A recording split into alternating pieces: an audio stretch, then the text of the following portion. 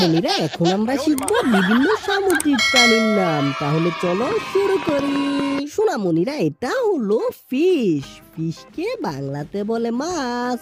মাছ পানিতে দলে দলে সাঁতার কাটে এবং ছোট পোকামাকড় খেয়ে বেঁচে থাকে। সোনামণিরা, এটা হলো শার্ক। শার্ককে বাংলাতে বলে হাঙর।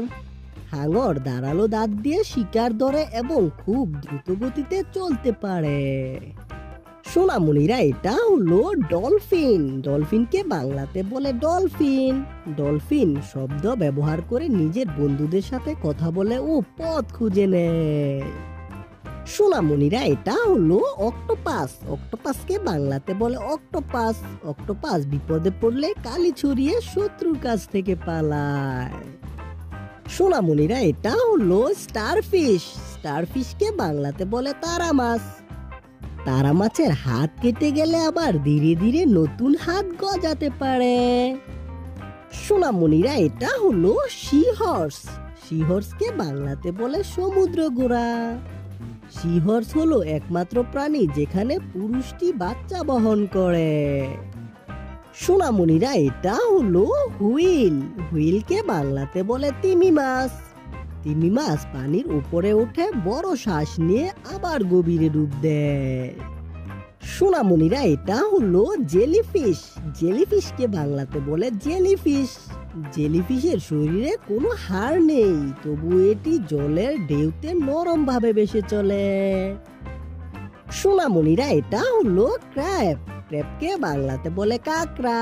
কাঁকড়া পাশ দিয়ে হাঁটে, যা তার চলার একটি বিশেষ বৈশিষ্ট্য।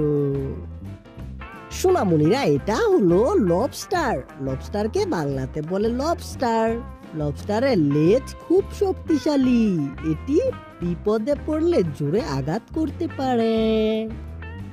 সোনামণিরা, এটা হলো সি টার্টল। সি টার্টলকে বাংলাতে বলে সমুদ্র কাছিম।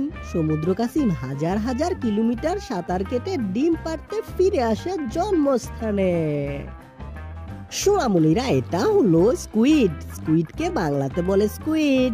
স্কুইডের দেহে 3টা হৃৎপিণ্ড থাকে, যা তাকে শক্তি যোগায়। সোনামণিরা, এটা হলো শিল। শিলকে বাংলাতে বলে শিল। শিল রোদ পোহাতে পাথরের উপর উঠে আর পানিতে ড্রাইভ দিতে খুব ভালোবাসে। সোনামণিরা, এটা হলো শিলায়ন। শিলায়নকে বাংলাতে বলে শিলায়ন। শিলায়ন নিজের দল নিয়ে বাস করে এবং শব্দ করে একে অপরকে ডাক দেয়। সোনামণিরা, এটা হলো পেঙ্গুইন। পেঙ্গুইনকে বাংলাতে বলে পেঙ্গুইন। পেঙ্গুইন বরফের উপর লাফিয়ে লাফিয়ে হাঁটে এবং পেটে ভর দিয়ে স্লাইড করে।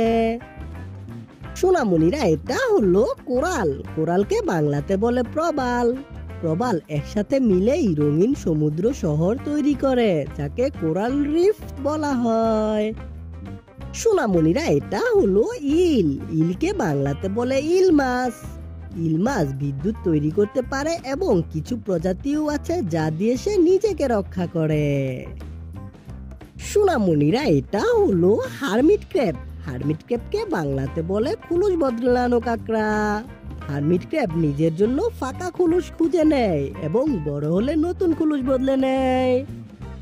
সোনামণিরা, ভিডিওটি কেমন লাগলো? ভালো লাগলে অবশ্যই লাইক করে দিও এবং বন্ধুদের সাথে শেয়ার করে দিও। দেখা হবে পরবর্তী ভিডিওতে। Bye bye.